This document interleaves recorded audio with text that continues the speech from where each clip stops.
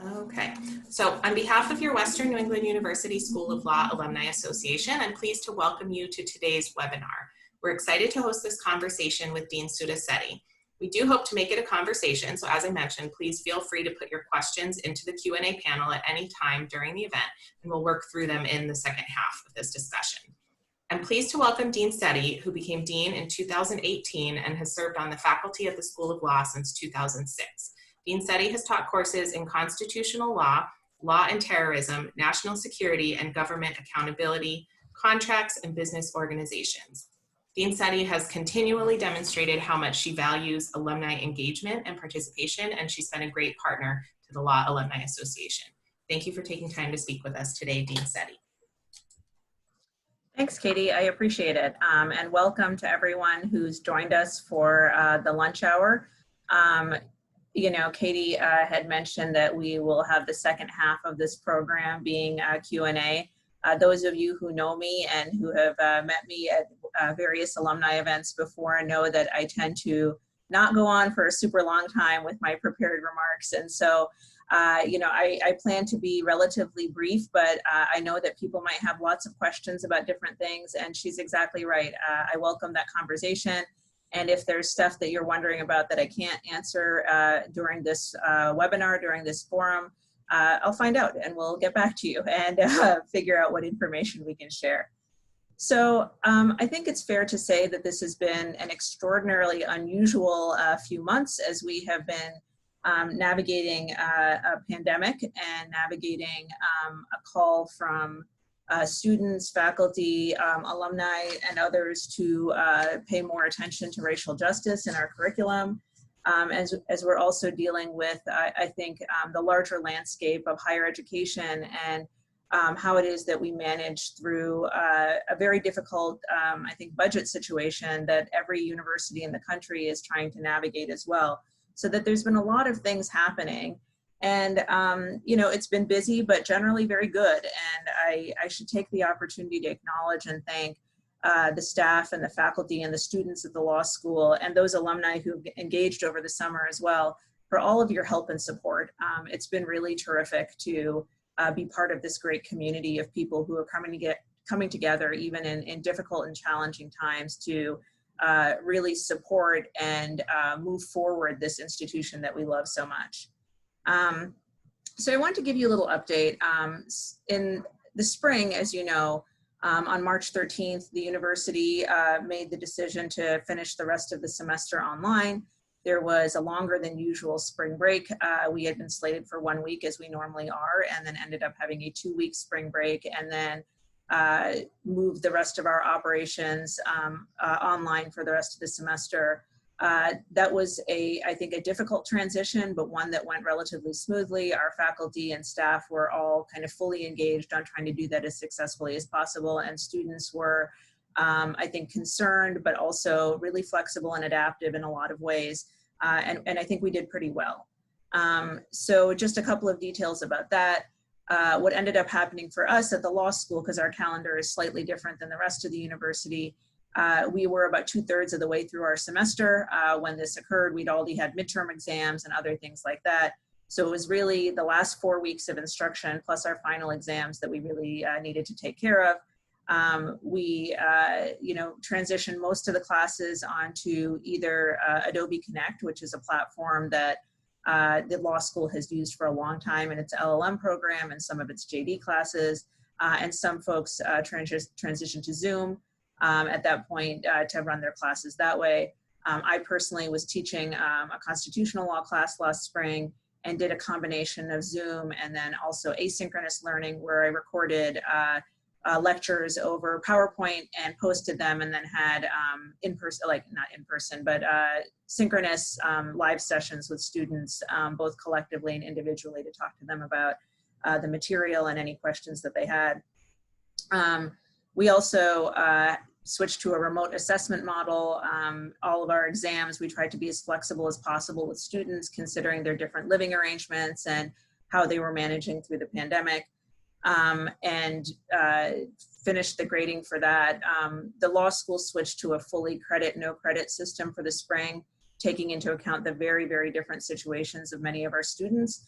and our concern that to impose grades at that point in the law school, where there's perhaps unlike other parts of the university, a heavy weight given to a high stakes exam at the end of the semester, that to put a grade on that would essentially be putting a grade on what your situation was during the pandemic, right? How you were able to study, how you were able to navigate that.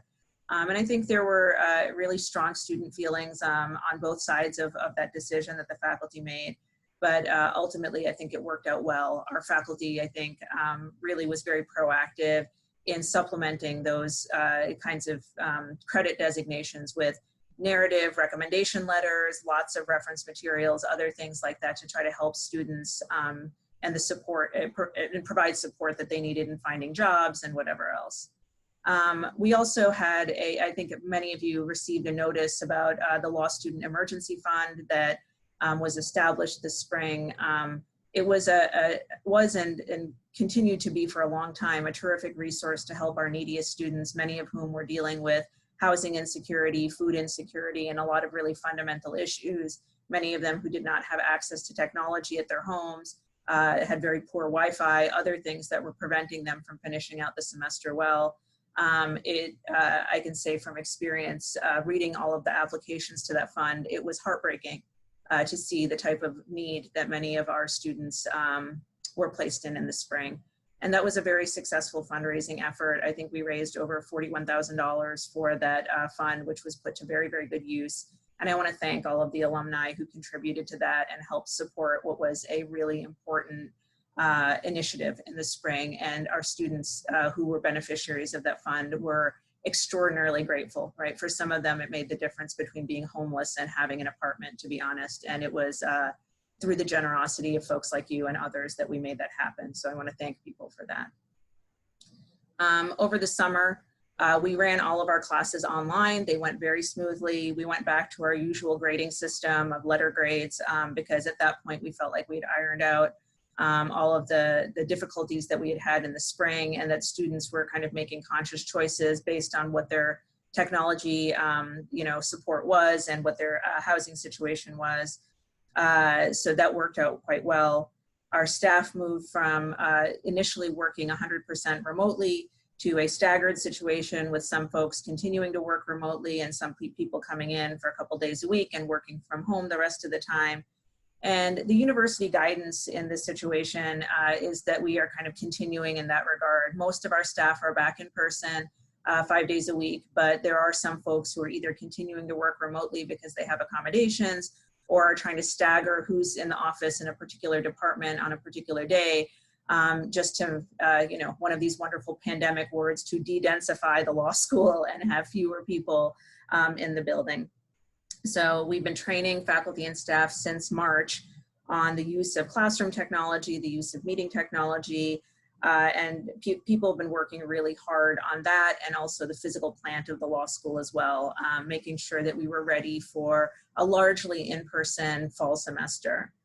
And in the fall, right, we are now fully in week 2 of our classes. We welcomed our 1Ls in on August 24th and August 25th. And the reason that I'm saying we welcomed them over 2 days is because our 1L class is largely, for the day section at least, is learning mostly in what's called a simultaneous hybrid format. So our room capacity of our largest rooms is down to about 46 or 47 students in those rooms. We have a much larger, 1L day section than that. And so they've been split into 2 subgroups where they come into the law school 2 days a week and they take their classes online 2 days a week. And I want to give credit to Associate Dean Erin Bezuvis and doing the jigsaw puzzle that it took to make this happen. She has done a phenomenal job of making that happen and helping our faculty manage that transition, making sure that the big classes have TAs and other people to manage the Zoom chat sessions, doing other things to help support this form of learning. And so we started that off with our 1Ls on August 24th. The rest of our students came back yesterday and today. And so far things have been going really well. The students are, I think, really upbeat to be in the building, even if they're wearing masks all the time. they're happy to be here and we're happy to see them. It's extraordinary after 5+ months of not seeing any students in person. It's lovely to see them back in the building and to be able to engage with them in person, even if it's with a mask on and 6 feet apart. I for one, am grateful for that. I think that, there's a lot, I was joking with Katie before this started that maybe I should take my laptop and do like a little walk around the building so people can see what's different via Zoom.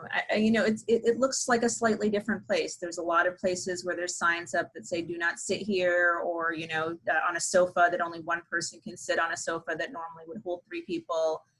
We've removed a lot of the chairs from the classrooms and put indications down at which ones you're allowed to sit at that would keep everyone 6 feet apart. There's plexiglass or plastic barriers up in some areas of the law school, depending on how close people are to where they work. There's these golden bear paw prints around the building that tell you where to line up if you need help from the registrar or other things like that. And, it's a tremendous amount of work that's been done university-wide about preparing for the fall. And, I feel like we're in a pretty good place as far as that's concerned. All the students and faculty and staff who are here in person either have been or are getting COVID tested by today. And, thus far, the university's COVID dashboard shows us at 0 cases due to that testing. And I for one, predict that there will be some cases that come here and there. And I think that the university has and the law school have done a thoughtful and good job in trying to mitigate the risk where possible here.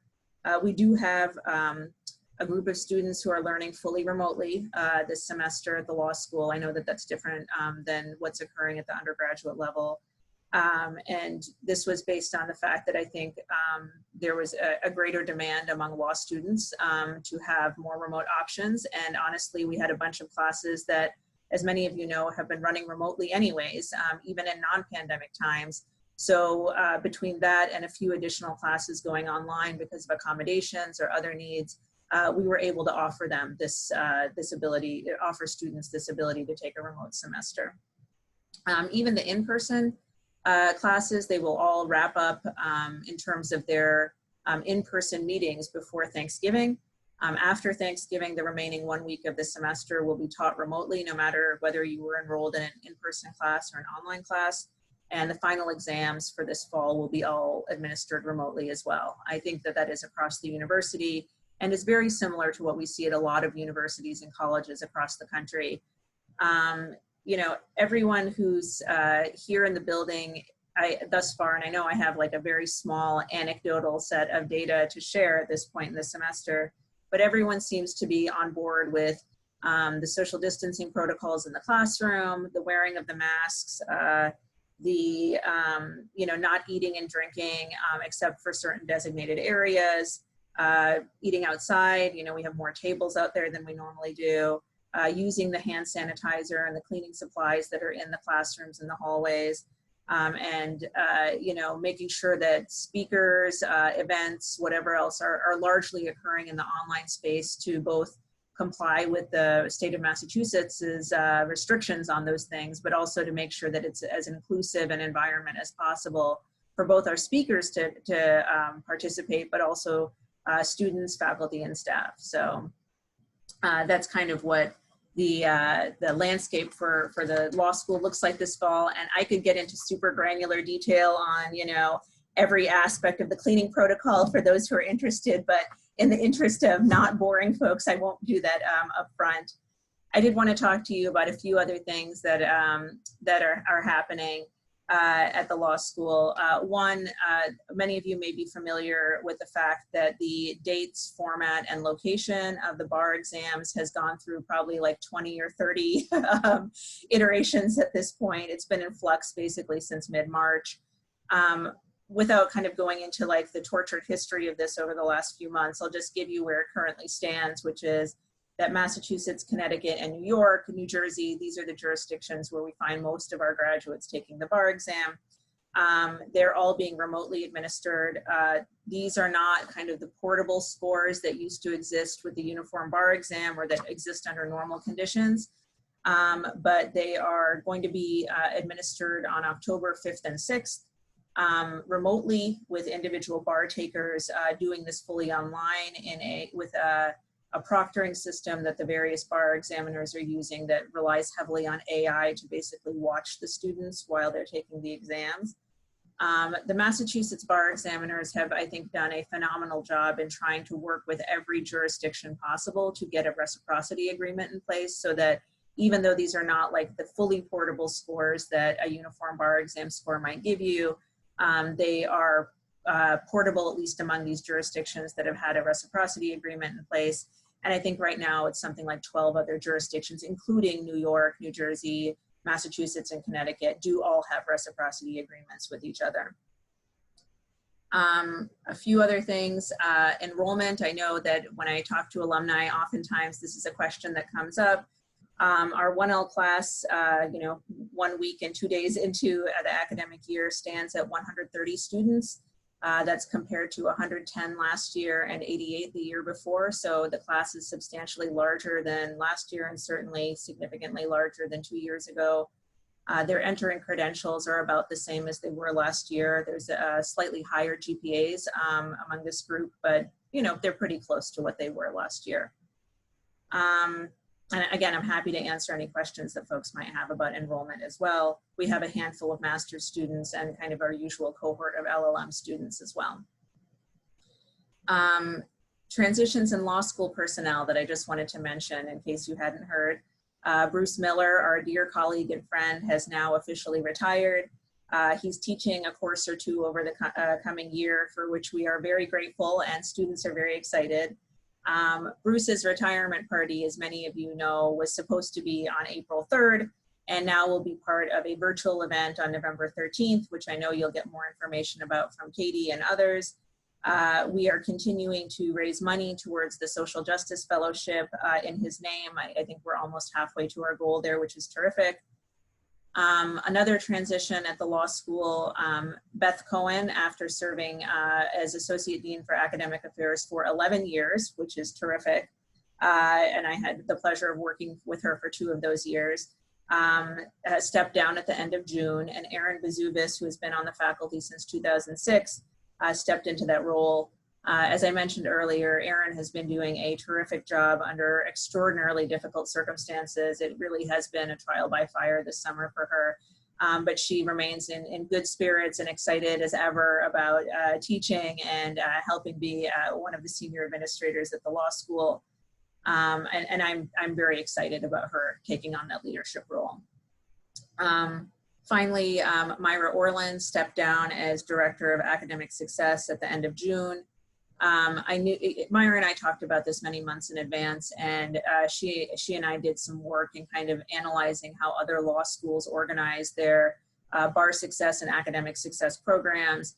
It turns out that most law schools of our size have those 2 programming functions under one individual. And after a lot of conversation with Justin Dion, he is now the Assistant Dean of Academic and Bar Success, a role which he is very enthusiastic about. And he is working with a team of adjuncts from among our alumni. So thank you to those of you who are serving as adjuncts this year, and with a large group of teaching assistants to help make sure that there is outreach and really rigorous, thoughtful work in both the academic and bar success spaces, but also a personal touch from both, not just from him, but from the adjuncts and TAs as well. So he has been doing some really thoughtful work in revamping these programs and creating more synergy between academic success and bar success, and that's been great.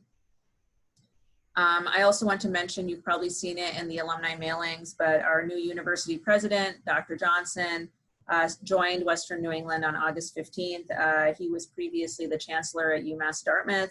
And I just want to say I was a member of the President's Search Committee that worked towards bringing him here, and I am personally delighted that he is the new president of the university. Dr. Caprio leaves big shoes to fill, but Dr. Johnson has some terrific ideas and vision for moving the university forward, and I think we are all excited about that. I wanted to mention the Center for Social Justice. It has been doing some terrific work under the leadership of the director, Ariel Clemmer.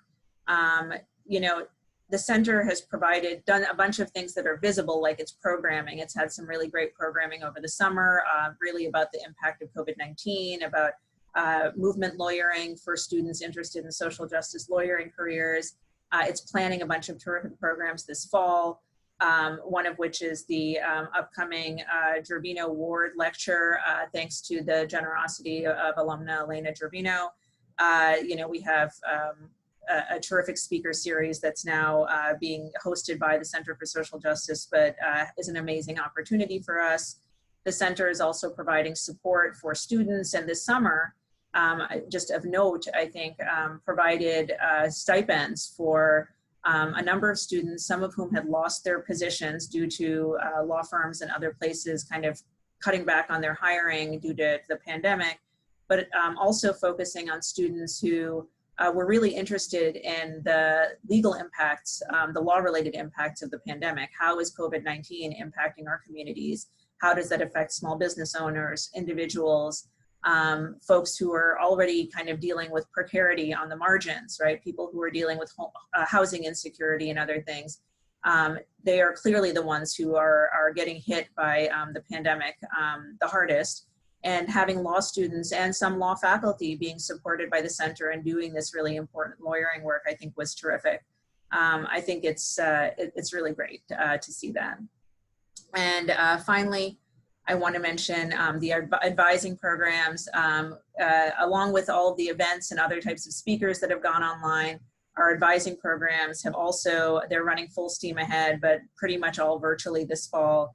And our faculty and staff who are running those programs are doing, I think, terrific work, particularly at a moment where we know that students at every level need a lot of support, need a lot of guidance through the difficult parts of managing this pandemic.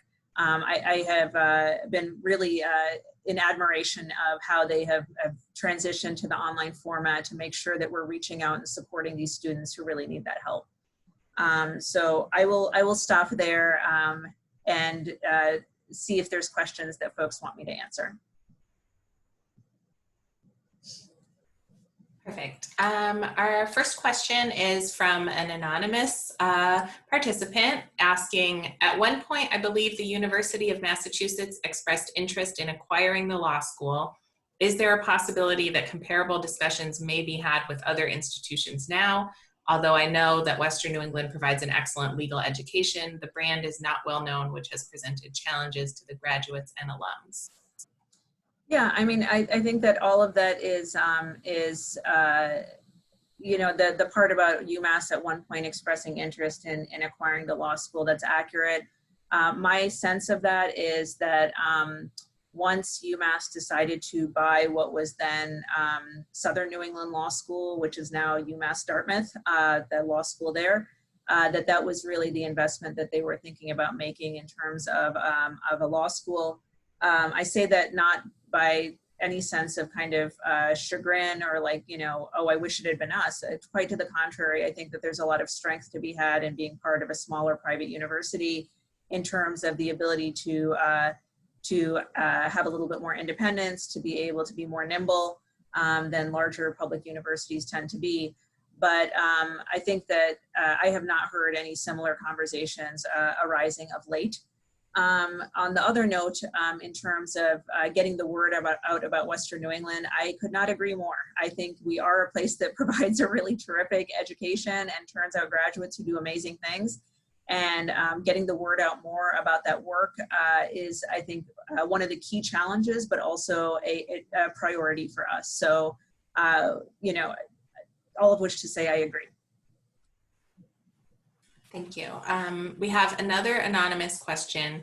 Is there a plan for total remote learning if COVID positivity spikes within the university community? And what is the positivity rate that would stop in-person learning? Yeah, it's a good question.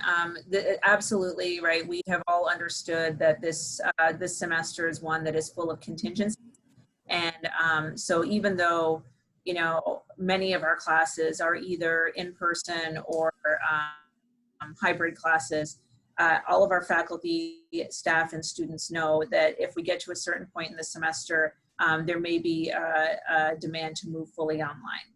So I think there are two separate things to consider here. One is state level guidance, which did occur in the spring and may very well occur in the fall, where Governor Baker or someone else tells us all institutions of higher education need to be moving into a remote learning format, right? That is, in fact, what happened in the spring, that there was a governmental order to do this. So that's certainly a possibility, and I don't know at the state level what their threshold guidelines are. I imagine for them that it's something like the university, and again, for the university, I don't know if there's a particular number that's going to hit, at which point they'll move to online learning. I do think that it's one of these things where it's a question of trend lines and also a question of whether mitigation efforts are working well. So if there are certain pockets of COVID positivity that occur on campus, but they seem like the isolation, the contact tracing, everything else has gone the way it's supposed to, I can imagine the university saying, you know, we're okay, we're in a decent position to do this. If it does not seem like that trend line is in a good one, or that it's just, even setting aside the trend line, the situation seems otherwise unmanageable, I think at that point, you know, there has been discussion, and I think it's clear to all of us who are administrators, we will be moving to online if there's a time at which we can't navigate this well. So I'm sorry I don't have a clearer answer as to what like that threshold number would be for the law school or for the university as a whole, but certainly that's been contemplated and discussed, and I don't know if the university will come out with a number at some point saying, hey, here's what, you know, where we'll hit, at which point we'll transition. I do think that part of the conversation in the last few weeks has to be, you know, looking at the national landscape and seeing what's happening at other schools.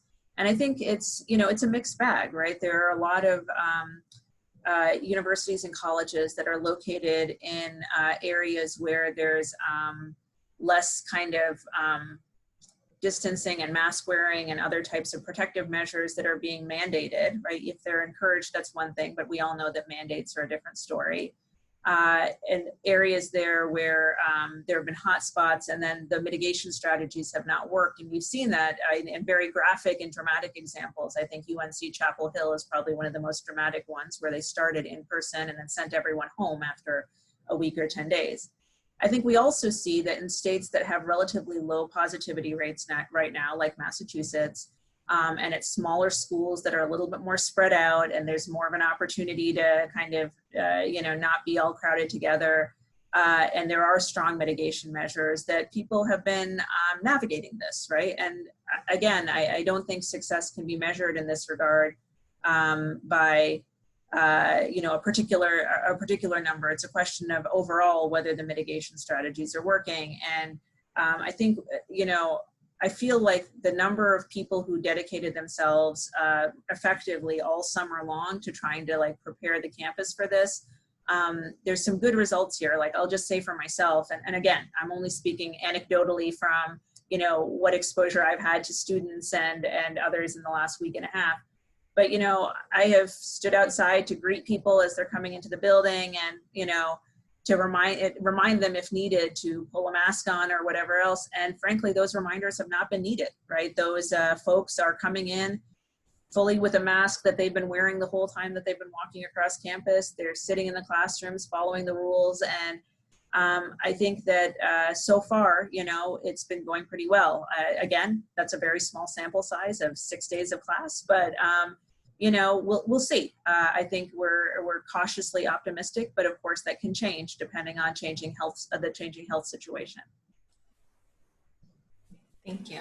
Our next question is from Andy Markowski. He asks, does the law school have a position on the issue of diploma privilege that some recent law grads are pushing for? Yeah, I think the law school institutionally does not have a position on that. I will tell you personally the position that I have taken, because it's public knowledge. I've written it in letters to the various Supreme Court, Supreme Judicial Court and others, which is I strongly believe that diploma privilege is what would be appropriate, particularly for the class of 2020. I cannot, you know, I've tried to state in these letters that I've written along with other deans, that the amount of disruption that has occurred for this class of 2020 has been extraordinary. Not only were their lives upended in mid-March, just like many, many other people, almost all of us, but in addition to that, they've had a moving target of when they were going to take the bar, how they were going to prepare for it, whether they had a job after the bar exam. For those who had been planning to start work in August and had budgeted themselves very, very carefully based on that, thinking I've saved up enough money to make it through the end of July in order to take the bar then, and then I'll start on August 1 at my new job, because that's when I can turn to not studying for the bar all the time. You know, even the shift of end of July to beginning of October, you know, in the number of weeks, it doesn't seem like it's that many. And, you know, the bar examiners have sworn to, like, you know, do very quickly get the grading done, which I think is terrific. I really appreciate that. But the amount of disruption to these students, these recent graduates' lives is extraordinary, right? Many of them are really, really struggling. And I think we can all, you know, make the logical leap that the ones who are struggling the most are students who are first-generation students, the students who don't have a lot of financial safety net. And these are folks for whom the bar tends to be a little bit harder the first time around to begin with. And now we've created a moving target obstacle for them in a way that feels, to me at least, individually, as profoundly unfair. So that has been my position, that some sort of supervised practice for these students with continuing CLE, with requirements to check in regularly, with the usual character and fitness evaluation, would be an effective substitute for the bar exam under these conditions. And that has not been persuasive in Massachusetts or Connecticut or New York or any of the other places where I wrote letters to the bar examining bodies. It has been effective in some jurisdictions, right? Many of you may know that jurisdictions like Washington State, like Oregon, Utah, to a limited, in a limited way, have switched over to diploma privilege for this year for the very reasons that I'm articulating here and that I think are shared by many people. But that was not the position of the bar examiners in this region. They expressed, I think, perfectly valid concerns about their job as consumer protection agencies.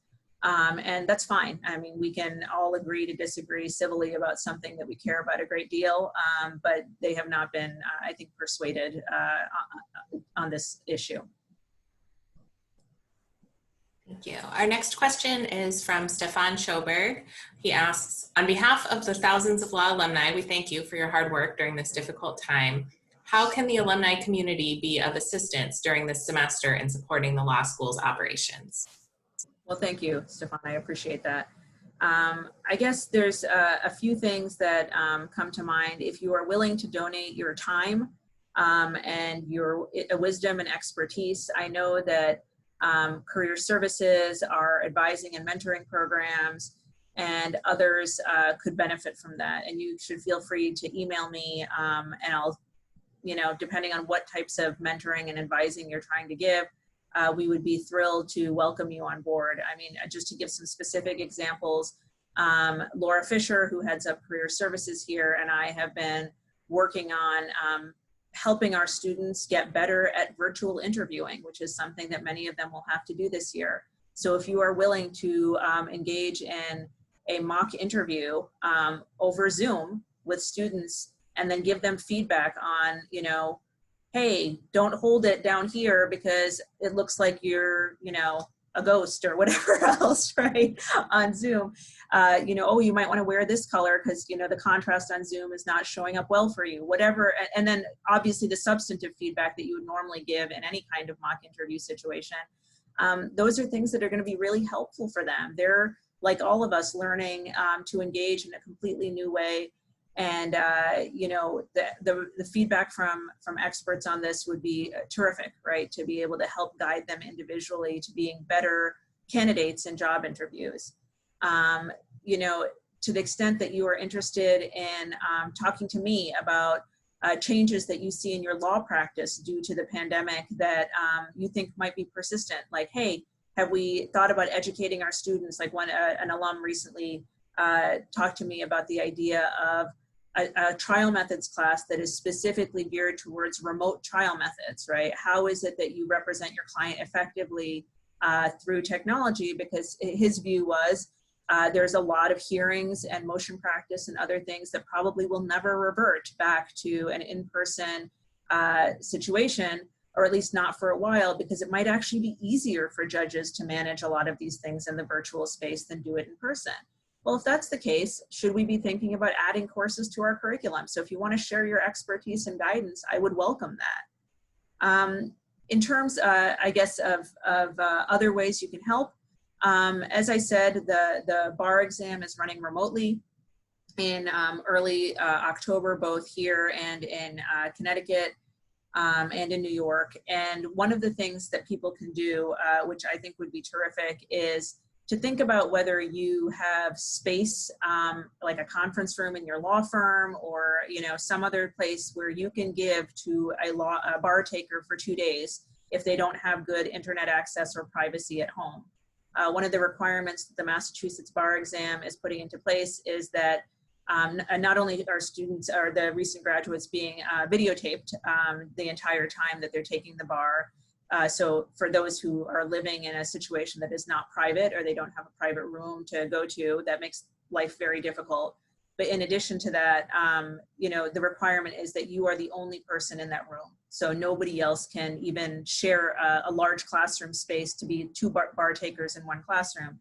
So we need to provide individual rooms for each of these people. At the law school, Justin Dion and I have been working through to figure out how many of those individual spaces we can allocate to bar takers, and we have a number of them available. And I think right now we probably have come close to satisfying the need, especially for the folks who need privacy or just better internet access than what they would normally have at home. Our concern is that if prior to October 5th, there is a decision by the university or the state that we would not be able to somehow accommodate these bar takers here, that we would have a plan B for them. Or I guess, given that plan A was taking the bar in person in early July, maybe this is like a plan P or Q or R or whatever it is, but some sort of backup plan, contingency plan for these folks. So if you think your firm or your office is able to provide a private space for someone to come in on October 5th and 6th to take the bar exam, or if you would like to donate money to sponsor someone to get a hotel room for 2 days so they can do something like that, sponsor a bar taker, I think we would really welcome that. We are doing our best to support them, but obviously this is a time at which their needs are very high, their anxiety and stress levels are very high, and anything that we can do as an alumni community and a larger community to support them, I would really welcome. Thank you. Our next question was asked anonymously. With many small private higher education institutions permanently closing recently, what is the long-term financial outlook for the law school? Yeah, that's a fair question. I guess I should start off with a short answer, is that I think our outlook is pretty good. And the longer answer is this. The law school for a while, maybe 5 years ago or so, was just starting to, I think have a real budget crunch due to this fact that we had smaller enrollments at the law school than we had historically had. We do have larger enrollments now at the law school, and our staff and faculty has shrunk considerably in the last 7 years. So the combination of those two things mean that the law school itself is, I think, in a very good position at this point. In fact, we've been doing a little bit of hiring over the last couple of years, which we hadn't done in a long time, thanks to the larger enrollments. And so, we welcomed our colleague Tim Webster a year ago to join the faculty, and our colleague Jennifer Taub. Both of these are lateral hires that I think we were very lucky to get from other law schools. Tim came to us from Case Western, and Jennifer came to us from Vermont Law School. They've both joined our faculty in the last, Tim 12 months ago and Jennifer a week ago. That's been great. And I think we will probably need to continue to do some hiring of faculty and staff going forward, not only to replace the colleagues who are either planning to retire soon or have just retired, but also, frankly, to manage having a much larger class than we have had in the last couple of years. I know that the university, like pretty much every university across the country, is dealing with, some significant budget constraints that come from both refunding room and board fees in the last fiscal year in the spring for folks who, all the students who went home in mid-March, and also the significant expense that comes with planning for in-person learning this fall, right? Plexiglass and seemingly endless supply of wipes are not free. And so, you know, or our Golden Bear masks, right? These wonderful paw print masks that we get to wear. You know, I think that those are significant constraints. And I do think that in the next couple of weeks and months, we will be hearing more from President Johnson, from the central administration, about how those budget impacts will be playing out. I don't think that the law school will be immune from those. I think we will join in with all parts of campus and trying to make changes that we need to make. But I'm also pretty confident that this is navigable and that we are doing this thoughtfully and are going to be fine. Thank you. If anyone else has questions, you can feel free to put them in the Q&A panel. While we're waiting to see if any other guests have questions, I'm curious, Dean Setty, you mentioned earlier on about the increasing class sizes year over year the last couple of years. What do you attribute that to? And can you tell us a little bit about the makeup of the class in terms of, you know, day, night, full-time, you know, other demographic information? Yeah, I mean, I think that the question of why is complicated. We've made some, I think, strategic changes in admissions and the kind of approach of who we're targeting and how we're targeting them in terms of prospective students and applicants, where we're kind of deploying our resources in terms of trying to increase the number of students interested in the law school and knowing about the law school, and how we're supporting those students. I also, you know, and this is just anecdotal, and so take it with a huge grain of salt, but, you know, there's students who are also interested in particular programs of study that are available at the law school. We have a few students who matriculated this fall who said, oh, I did it because of the Center for Social Justice. This is my passion, and I'm really excited that this is something that you guys have. And I think that's terrific. I think that, as one of the previous questioners said, we need to get the word out about how great the law school is. Yeah, we absolutely do, because it not only helps current students and alumni, but it helps us build an applicant pool and to kind of grow the marketing and the enrollment strategies for the law school as well. So that's kind of the non-answer that I give you for how did this happen. And I also give a lot of credit to our admissions folks and all of our faculty and staff who support them for doing really wonderful outreach work, which I think this cycle more than ever was really important, right? Like, I don't know how many people I called in the spring, the admitted students, to say, hey, you know, come and join us. And I know that my faculty and staff colleagues did a ton of that as well. So a lot of good things like that. In addition to that, and I think there are ways too, if alumni are interested in getting involved in that effort, there are ways to support us in that. If you are interested in that, let me know, because I think it would be terrific to have a group of alumni who are really talking to prospective students about why Western New England is such a great place to go to law school. I think in terms of the actual numbers, that I can provide you more kind of firm data on, right? We have, I think it's 93 students in the day section, the full-time day section, and 37 who are in the part-time evening section among our 1Ls. Or I'm sorry, 37 part-time students, and I think that's 34 or 35 part-time evening, and then a couple of part-time day students. We have, I think, a really good mix of students at the law school. Almost 40% of them are first-generation students. 29% of them are students of color. Almost 60% of them are women. And I think, you know, we have been lucky to have this group of students. As I said, their credentials are the same as they were last year, with the exception of a slightly higher GPA. They seem great. They seem really enthusiastic. I was able to greet all of them either in person or over Zoom, I guess, last Monday, and they are super enthusiastic to be here.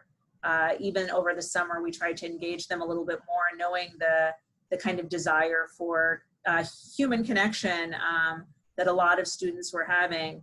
not only did they have access to a bunch of kind of pre-law school curricular offerings, a lawyering fundamentals class that kind of gives you the basics of what law is and how it works in the US system, but also engaged students who are interested in a reading group, right? They read 3 books together over the summer and came together once a month to chat about them. They were and are a terrific group and really excited about being here, and we're thrilled to have them. Thank you. We have another anonymous question. Employers across the country, specifically law firms, have had to make difficult decisions regarding reduction in attorney employment. How does the school plan on advising and assisting graduating students in seeking job opportunities in such a tough market? Yeah, it is really hard. I think that there's a lot of law students, some of them who were planning to work for larger firms. They have, the ones who graduated in 2020, they have had their start dates pushed back.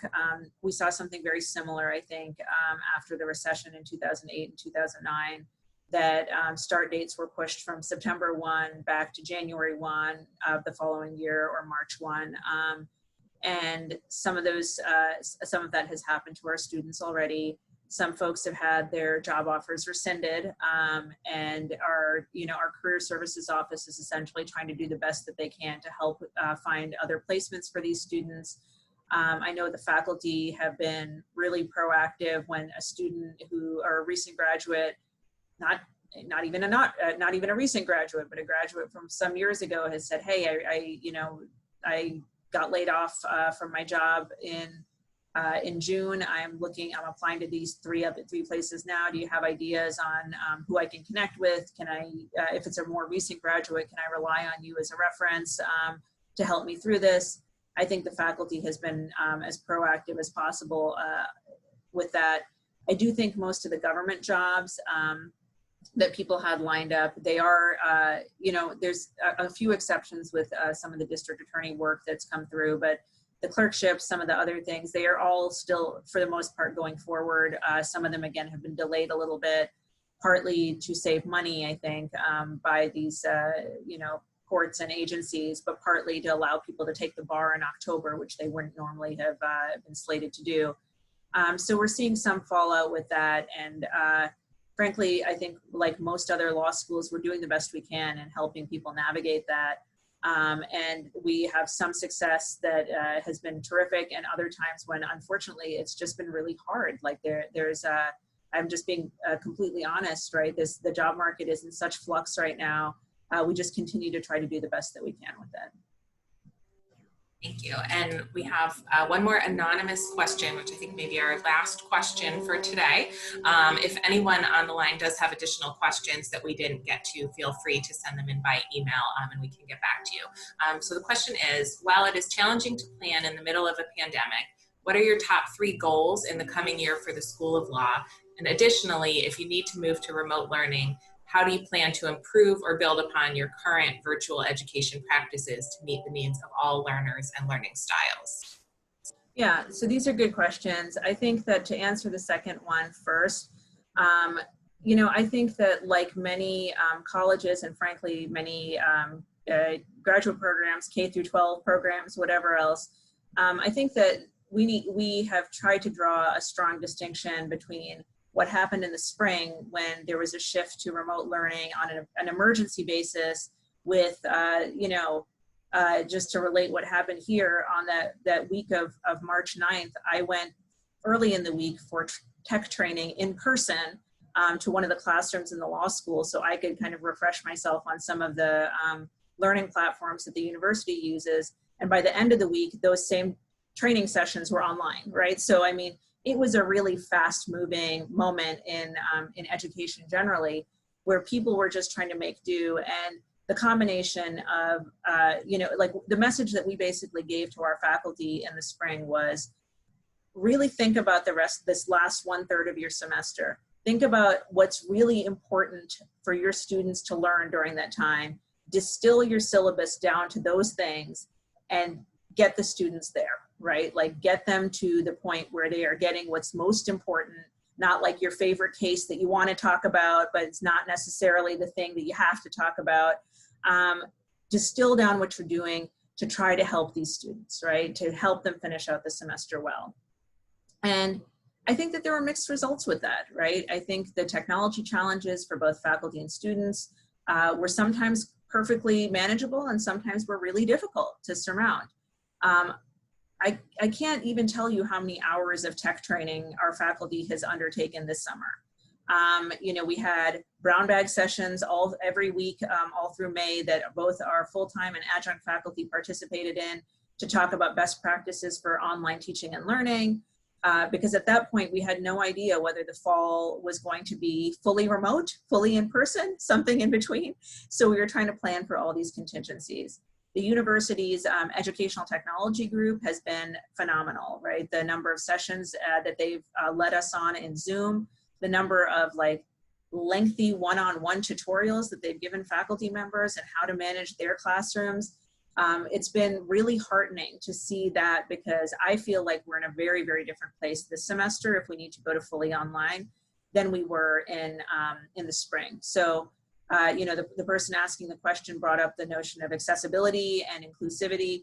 Even these are part of what the tech training has been about. Sessions on Zoom, on closed captioning, on recording, on why recording might be a useful technique, even if you wouldn't normally do it, why it might be something to consider this semester to help students with unstable internet access or some sort of learning accommodation for which recording is going to be really helpful to them, right? So I think we've been really thoughtful about that piece of it.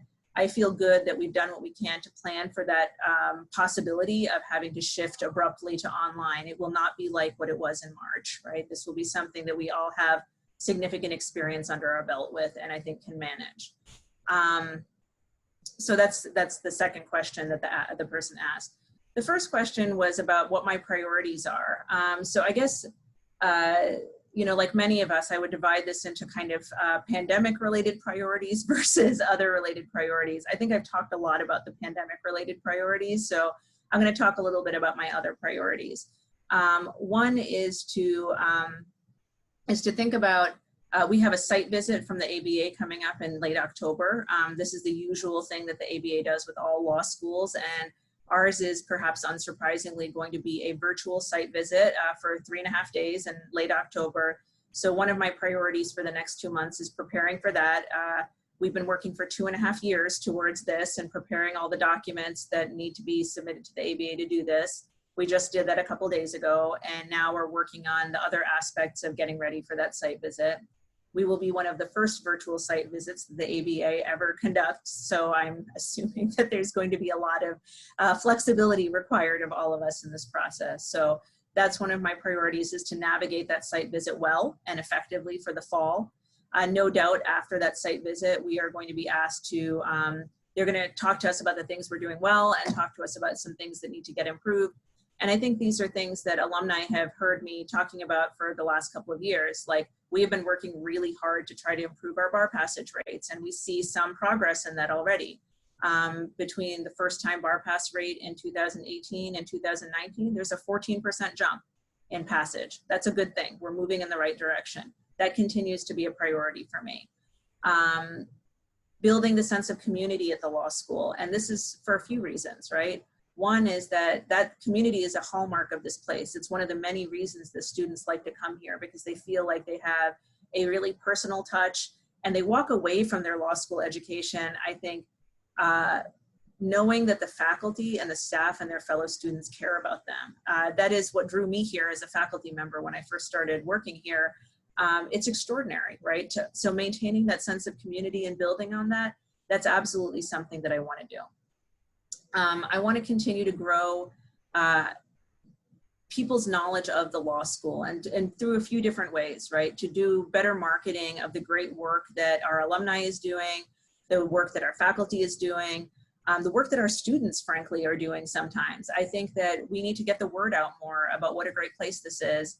And I also think that, you know, that will both help us in terms of strengthening our network that the alumni can rely on for careers and for professional development and growth, but also helps our current student and helps our prospective students. And I want to also move away from kind of the reactive pandemic-related work that I've been doing, which has really been a huge chunk of my time since mid-March. And I'm just starting now, like in the last week or so, to feel some breathing room towards strategic planning and thinking through what more we want to do at the law school. How do we want to, as we are hiring more faculty in the next few years, how do we want to deploy those faculty resources in ways that are strategically important for the law school? It need not be the case that we do what we've always done in the past, right? What can we do new and differently? How should we be changing and adapting our curriculum for law practice in the year 2020 and beyond? You know, these are things that are really near and dear to my heart.